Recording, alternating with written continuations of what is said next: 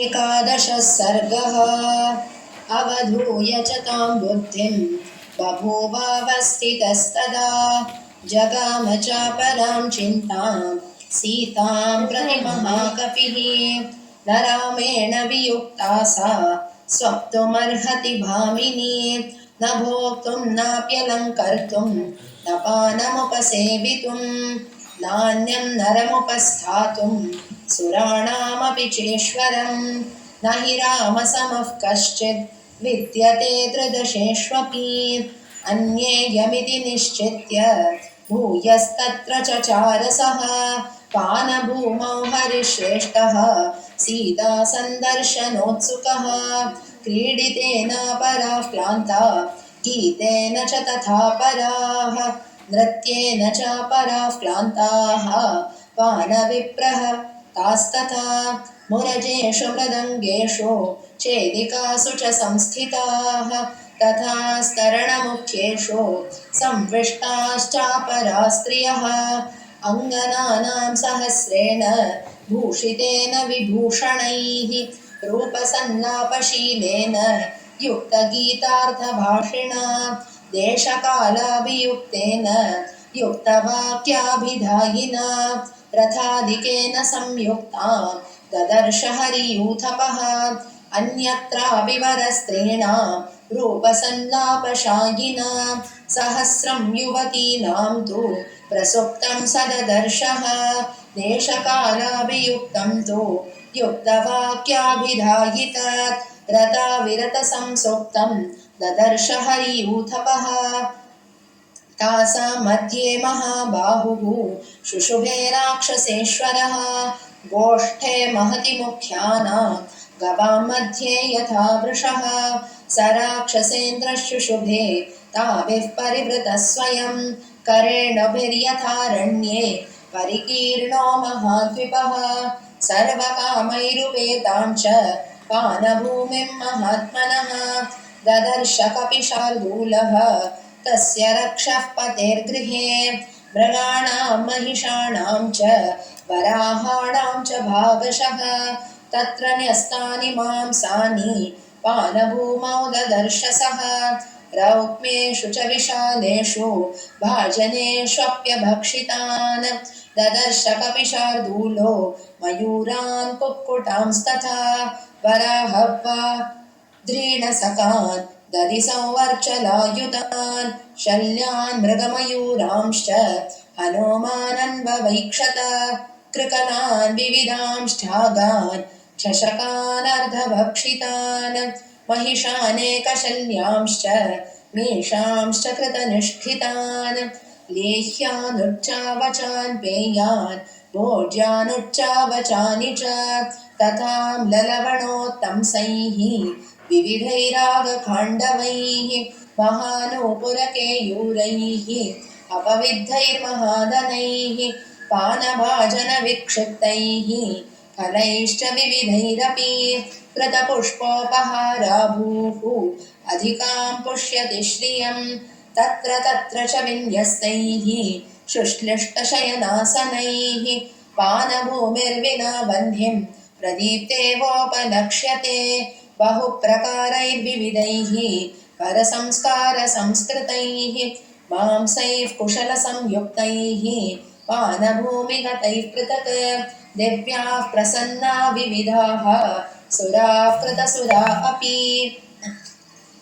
शर्करासवमाध्वीकाः पुष्पासवफलासवाः वासचूर्णैष्टविविधैः पृष्टास्तैस्तैः पृथक् पृथक्।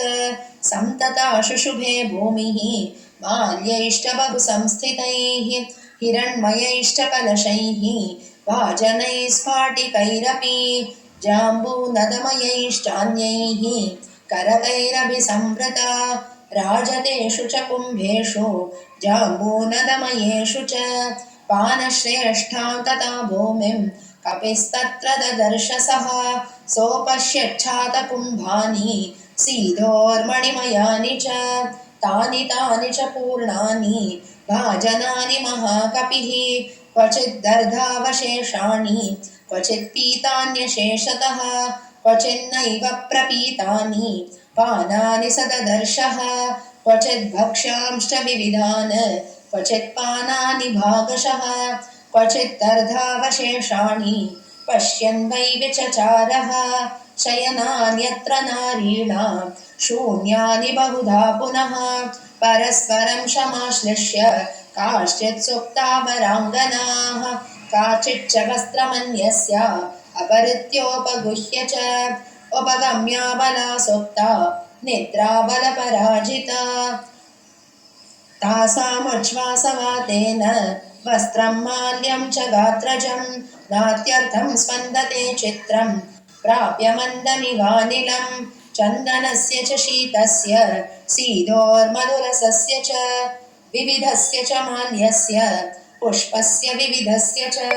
बहुधा मारुतस्तस्य गन्धं विविधमुद्वहन् स्नानानां चन्दनानां च धूपानां चैव मूर्छितः प्रभवौ सुरभिर्गन्धो विमाने पुष्पके तदा श्यामावदातास्तत्रान्याः काश्चित् कृष्णावराङ्गनाः काश्चित् काञ्चनवर्णाङ्ग्यः प्रमदा राक्षसालये तासां निद्रावशत्वाच्च मदनेन विमूर्छितं पद्मिनीनां प्रसुप्तानां रूपमासीद्यथैव हि एवं सर्वमशेषेण रावणान्तः पुरं कपिः ददर्श समहातेजा न ददर्श च जानकी निरीक्षमाणश्च ततः तास्त्रियः स महाकपिः जगाम महतीं शङ्कां धर्मसाध्वसशङ्कितः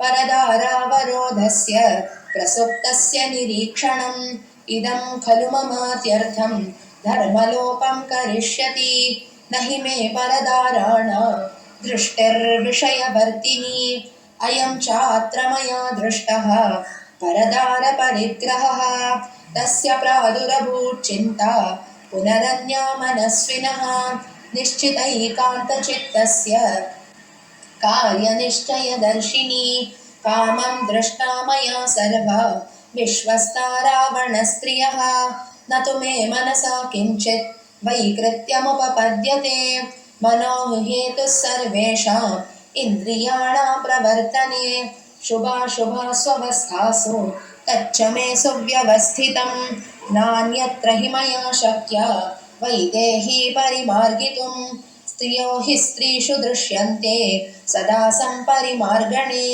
यस्य सत्त्वस्य या योनिः तस्यां तत्परिमार्गते न शक्यं प्रमदा नष्टा मृगीषु परिमार्गितुं तदिदं मार्गितं तावत् क्षुद्रेण मनसा मया रावणान्तःपुरं सर्वं दृश्यते न च जानकी देवगन्धर्वकन्याश्च नागकन्याश्च वीर्यवान् अवेक्षमाणो हनुमान् नैवापश्यत जानकी तामपश्यन् कपिस्तत्र पश्यंश्चान्यावरस्त्रियः अपक्रम्य तदा वीरः प्रस्थातुमुपचक्रमे स भूयः सर्वतः श्रीमान् मारुतिर्यत्नमाश्रितः आपानभूमिमुत्सृज्य तां विजेतुं प्रचक्रमे इत्यार्षे श्रीमद् रामायणे वाल्मीकीये आदिकाव्ये सुन्दरकाण्डे 11 सर्गः। जानकीकान्तस्मरणं जय जय राम राम।